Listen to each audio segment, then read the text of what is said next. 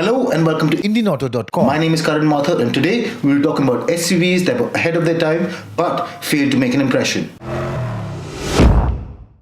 Now the SUV segment in pretty much every country in the world is booming, and that's especially true here in India. According to the Society of Indian Automobile Manufacturers, the sales of SUV have doubled in less than a decade. The sales growth in 2018 outranked every other type of passenger vehicles, including motorcycles and scooters. In fact, the sales of SUVs were so high, they were 7 times than that of regular passenger vehicles. So naturally, with every automobile manufacturer wanting a piece of that pie, since day one, there were a few hits and misses. So today, we'll be talking about 5 SUVs that completely missed their mark and sank into automotive oblivion. The time was 1991 and India was just beginning to bear the sweet fruit of economic liberalization. Tata envisioned that the Indian customers were ready. So, you ready? Yep. Ready for a taste of home-cooked SUV goodness and a sprinkle of fancy gadgetry. The Tata Sierra was launched to mixed reactions. It was completely thought up and developed in India, and it had a unique design, that caught fancy of many but the hearts of just a few. It came with a 2-liter turbo diesel engine that developed 68 bhp and 110 Newton meters of torque.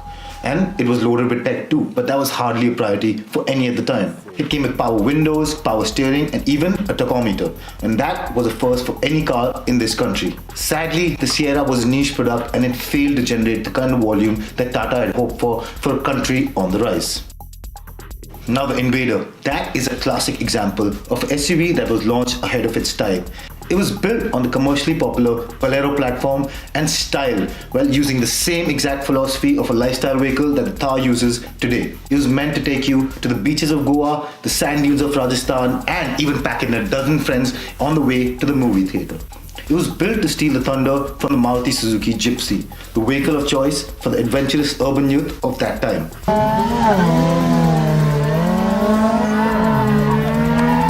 It came with a 2.5-liter diesel engine that made 63 bhp and 177 Newton meters of torque. With that much power on tap, it had a clear advantage over the Maruti Suzuki Gypsy. But the audience just wasn't ready to trade in their gasoline-powered vehicles for a diesel, and that too for recreational use. In its entire lifespan of 9 years, it just couldn't make a mark and couldn't find a place for itself in our market. They say the enemy of innovation is monopoly, and in the early 2000s, Maruti Suzuki was on a high, and it was at the top of automotive food chain. Well, it was clinking the champagne glass of success, and its demand exceeded its supply. The first class चल रहा है, टकाटक चल रहा है, और नोटों की तो बारिश हो रही है, बारिश. The company had enjoyed being the king of the automotive segment for far too long. So, failing to immediately notice the change in customers' tastes and a barrage of incoming SUVs from its competitors, so that drove Maruti to chalk up a hasty plan and begin selling the Maruti Suzuki Grand Vitara XL7 in our market. In a country which thought twice before opting for the AC option, Excuse me, sir. Chocolates, please. Free है? Yes. Okay. well, we got the car as a completely built-up unit from Japan. The car wasn't even displayed on showroom floors. The company sent out personal invites for its customers to view and test drive the vehicle. Even though it had all the bells and whistles like an all-aluminium 2.3-liter V6 making in excess of 150 bhp, ABS, EBD, a well-appointed cabin, luxury like automatic climate control. Alas, as Maruti will come to know in the future as well, a familiar name and luxury appointments just weren't enough to convince buyers to shell out 15 lakhs for the base price of a car from Maruti Suzuki. The car that was loved and known around the world as the Subaru Forester, Well, there could be only one word. Legend. came to us with the golden row at the front and back.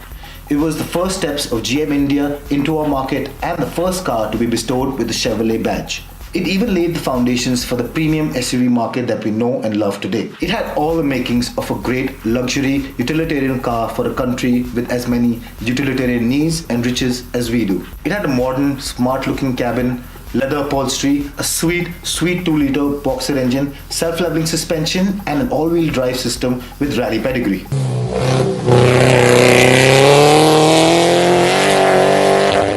Yes, the Chevrolet crossover had a lot to offer, but a price tag of 15 lakhs just didn't sit well with the general population of that time. It once again showed that buyers just weren't ready to shell out for a car with a foreign badge and that costs as much as a house in some parts of the country. Based on all the love and acceptance that Hyundai had garnered from India, they concluded that in the early 2000s, India was ready for the Taycan. It was the first of the big, brawny, ladder-on-frame chassis wielding, full-size SUVs that we love today and preceded the mighty Fortuner by half a decade. This was a fairly confident and groundbreaking move by Hyundai at that time. So difficult not to look smug at this point. It had a powerful 2.9-litre diesel engine that made 148 bhp and 383 Newton meters of torque. It was mated to a 5-speed transmission. It got a shift-on-fly all-wheel drive system and a limited slip differential. And for that time, it was luxurious too. Standard fitting included leather seats, automatic temperature control, electrically adjustable rear view mirror, and a digital instrument console. Where they once reached the majority of Indian car buyers with the Santro, they were now aiming for the attention of the fairly well-to-do. ये scheme किसी array गहरे नत्थु गहरे के लिए नहीं है इसके लिए बड़ी ऊंची पहचान चाहिए ऊंची पहुंच चाहिए And it arrived as a completely built-up unit from South Korea, and that factored in the price at just a shade under 20 lakh rupees. So while the company justified this move as product expansion, the customers weren't happy shelling out that much for what was essentially a Hyundai. And the Taycan, like other SUVs in our list, was taken to the back of the barn and shot in the head.